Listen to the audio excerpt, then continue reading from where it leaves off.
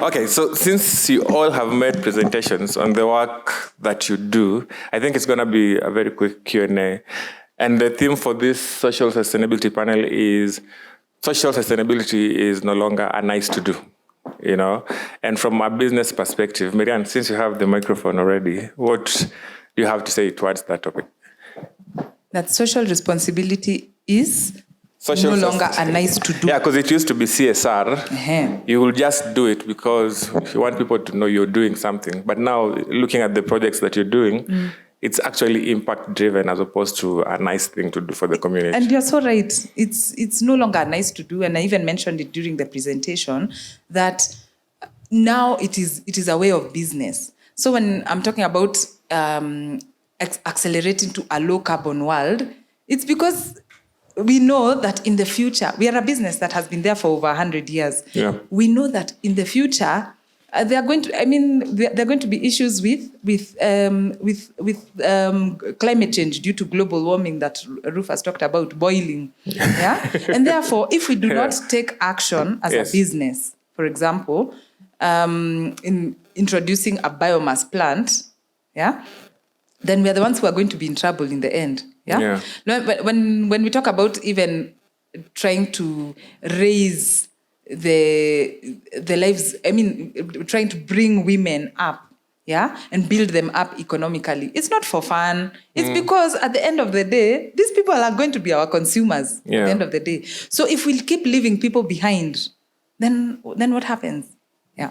Okay, Vuyo, to that topic, if we are to rope in gender conversations on matters social impact and sustainability, what do you have to say towards that? I think responsibility is a very strong and a very important word when you're talking to business. You know that business has the resources and the responsibility, to ensure, because what we know for sure, and you spoke about, Marianne, you spoke about it first as well, that if society is failing, who are we serving? Who's this consumer that businesses are trying to talk to?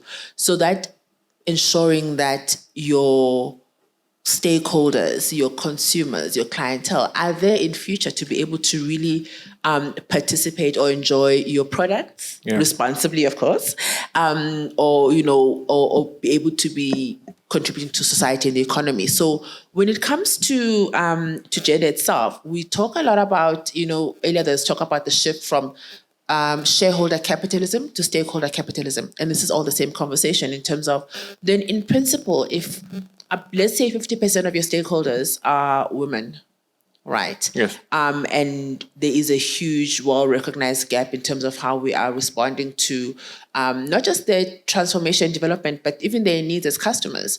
But a lot of households, women make the decisions. A lot of households, when things are tough, it's a woman who, has the way to make the decisions that are hard to make sometimes. But sometimes they are not necessarily given the power as decision makers in the organizations. They're not necessarily addressed in the way that is relevant to them as an audience. So I'm just saying that what it demonstrates is how much more powerful and how much more impactful it would be as a business strategy if you were actually to address gender, right, as that economic game changer, right? Yes, it's a nice to have, but it's actually, your bottom line can benefit if you really are considering who your stakeholder base is and how they are all equally served, addressed, and responded to. Okay. I remember the first time when we were having a conversation with Rufus, he was mentioning, us guys, we are a bank. And when people come to us, just think money. You're a bank, you must have money. And it's true, you have money and you're a bank. But now the question is, how do you, even with the financing you're giving out, how do you make sure that it's going towards impact and not necessarily just an idea that exists and doesn't necessarily have a positive bottom line? Okay, thank you for that. I would say the world understands the challenges we are facing. Yeah. And that's why we are here talking about it. That's why we have ACS coming next week. That's why we have COP28, I think, coming in UAE in a few months. So the world understands, we have acknowledged at the global stage that we have challenges that we are facing. I read a statement yesterday that saying the vision the speed at which a vision moves is determined by the availability of the money. And as a bank, from financial institutions have a key role to play to move these visions forward. And it's not just for the survival of the planet and the people, but for the survival of the business themselves. And do to others as you would have them do to you. It has to start with you. Yes. It's about actually the sustainability of these financial institutions, the business community. So there has to, we are faced with a choice trade-off kind of situation, so that we balance between the short-term profitability, but also think and act and contribute towards the long-term sustainability of the business, and in the process, the long-term sustainability of the planet, because this is our home, so to say, so we need it, and also the society. And there has to be, there's a lot of talking about reporting, disclosures, and those are some of the mechanisms we use to ensure that the impact, I think Michael talked about attributability. So monitoring and evaluation and being able to openly report some of these things so that you are held accountable, but also you are able to hold others accountable on this. So if you go to our website, for example, you'll find our integrated report for 2021, 2022. We have done a TCFD report, which we have posted, and soon we are launching our ESG report that will also be posted publicly for everyone to see. Yeah. Because if I want to hold you accountable, I must also be willing to be held accountable. So we must walk the talk, if I would say that.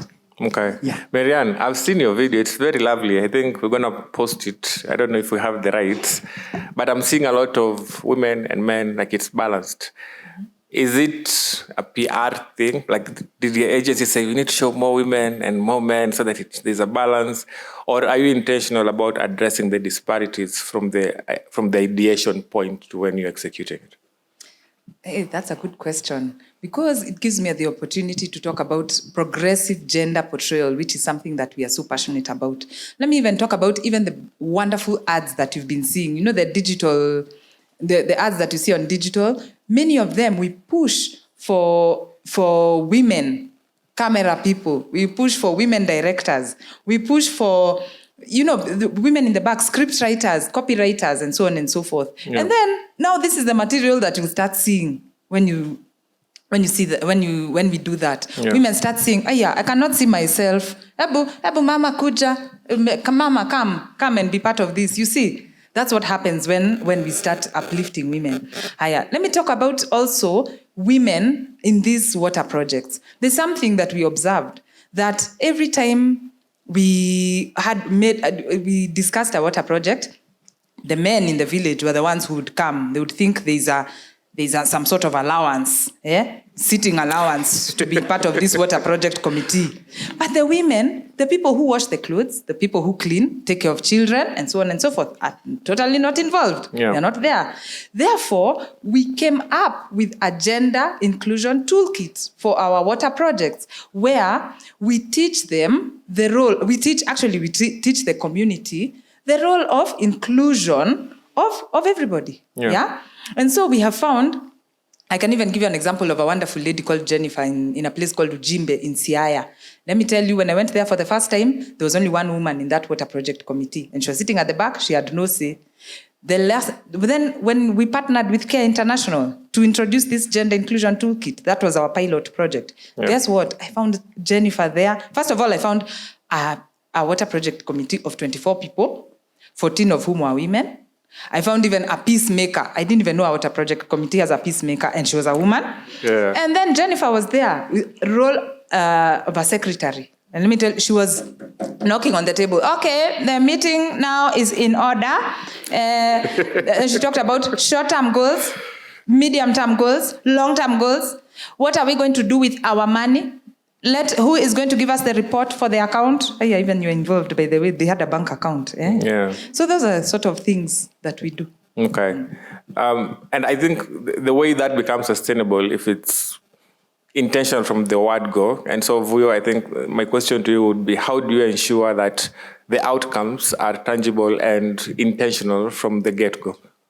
I mean, I want that case study. I want it. I want to share that story far and wide, because I think what it demonstrates is, part of the sustainability, I want to say challenge sometimes that we face with is when we step away, will that community really be able to continue and be empowered and be self-sustaining? And this is an example of that. Jennifer, right? She's got skills now that she didn't have before. Yeah. The community as an ecosystem can now, go on in various ways. And I think that's very important considerations that need to go into when we say we want to do something, how we're going to do it. When I presented earlier on that gender equality guide, I was thinking about one of our earlier speakers who spoke about dignity as well, right? And dignity also comes in various ways, but one of them that in my experience, it comes across in a lot is it's not just about, I want to say, beneficiaries. It's about partners. And how much of a voice do they have in these interventions that we swoop in and we give to them, right? And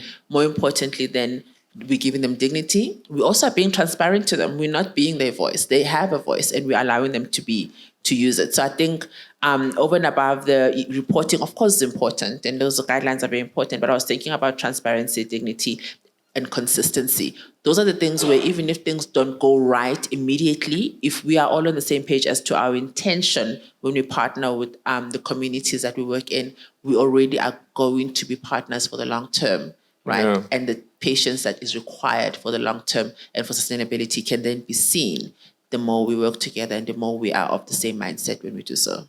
Okay. To Rufus, I think the reason why most people have a problem with greenwashing is it's easy to come and say, as ABSA, we have this product for women. And yes, you do have it, but people feel a disconnect because they don't know the thought process or the process that goes into you saying this amount of financial resources is going to be assigned to women.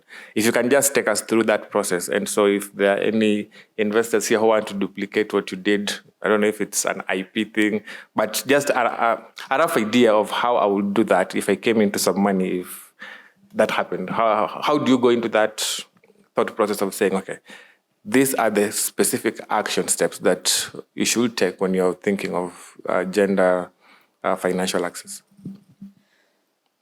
I want to say, I think the first step is that you have to be intentional and deliberate about it.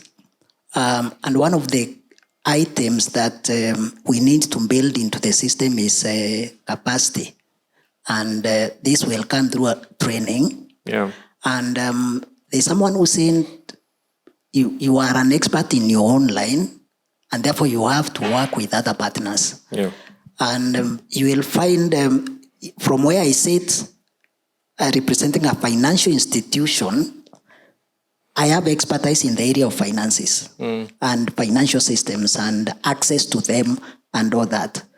But there is a social problem that requires financing. And therefore, there's the danger of me just going and facing it from a classical perspective. Yet we are talking about a unique challenge that is being solutioned through ESG. Yeah. So standardization is very important. There are common standards that it's going to subscribe to, and that I would say have supported us to make it credible, reliable, and difficult to fall into the trap of greenwashing. For example, when we started the journey, we work with UNGC. We are corporate members from 2019. We are corporate members with, and for them, they have 10 business principles that they guide you on how to, for example, assimilate SDG into your system. How would you design your products? How would you deal with things to do with corruption and build policies that speak into that, and corruption, human rights, environmental impact, if you want to make, to focus on that. So I would advocate for working with renowned ESG bodies that are standardizing the process. You can talk about others like shared value. I think we from here in Kenya, we have learned a lot from them, and it's one of the principles that we have integrated. And the thought is, along this value chain, even me as I do this as a financial institution, also what's in it for me still, so that it's not just an handout that I'm giving and disappearing. So it makes a lot of sense. So we learned that from them. And it has benefited us in the process. So I would advocate, don't fear to subscribe, don't fear to work with partners.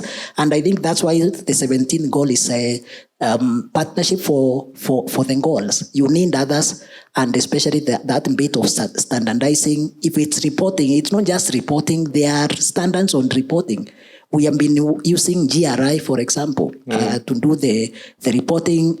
A lot of borrowing from UNGC, UNEP FI is another set of standards that we subscribe to. Of course, the entire spectrum of SDGs. So I would advocate for standardizing these things and just having credible foundations that you can explain.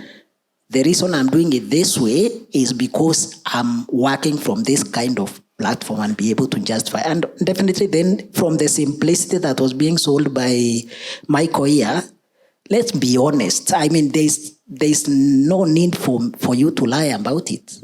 I mean, we just have to embrace integrity and values that speak into these other aspects, and they come at trade-offs. They come at there's a spending that will go into some of these things. Let's be honest.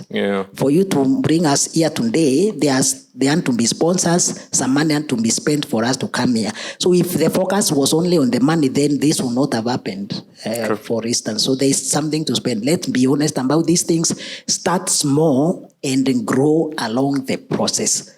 Build, learn from others, come into these sessions, learn from them, go build and improve yourself on what you're doing, and then you won't fall into that trap of greenwashing. You won't be tempted into it. Patience is extremely important in this process. It has taken us like 4 years before we could do the first ESG report, for example.